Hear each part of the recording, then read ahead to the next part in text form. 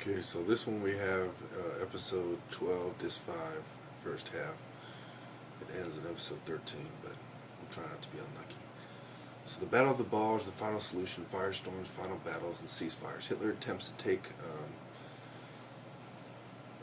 back territory and attack through Belgium. Concentration camps are exposed. The Germans have the Gothic Line and crossing the width of Italy, the Apennine.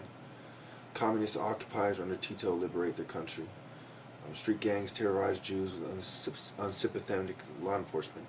You can kind of compare that to white racist gangs in LA who the cops allowed to terrorize minorities there. Belsen and Dachau were less brutal, and deportees from eastern camps were sent to eastern camps. Air supremacy allowed for oil famine in Germany, and tanks and vehicles went to a halt.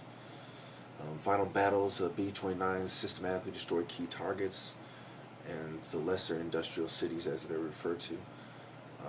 The battle for Manila, Japanese were smashed on, Filipino partisans helped.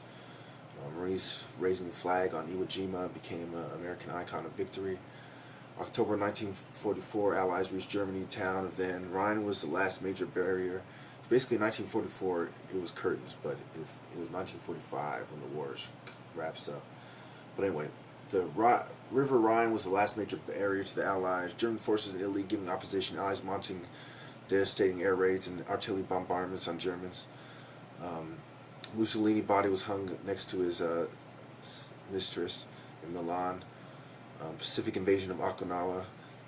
U.S. commits 500,000 troops and 1,200 warships joined by British Pacific Fleet. Lands on April 1st. Japanese commanders move inland to try to kill as many invaders as possible. Let's get to the important part now. The National Redoubt. In southern Bavaria, which is the home of Nazism and the Illuminati, the werewolves were the underground resistance. You can look at the Church of Satan and other satanic groups also calling themselves werewolves, and vampires wearing blacks are a street organization with different cells all over California. The Maginot Line, which had labyrinths and corridors and passages, homemade bunkers. There's connections from vampires, Nazi lowriders, Aryan Brotherhoods, White Knights, KKK, Hitler described themselves as Aryan Knights, etc.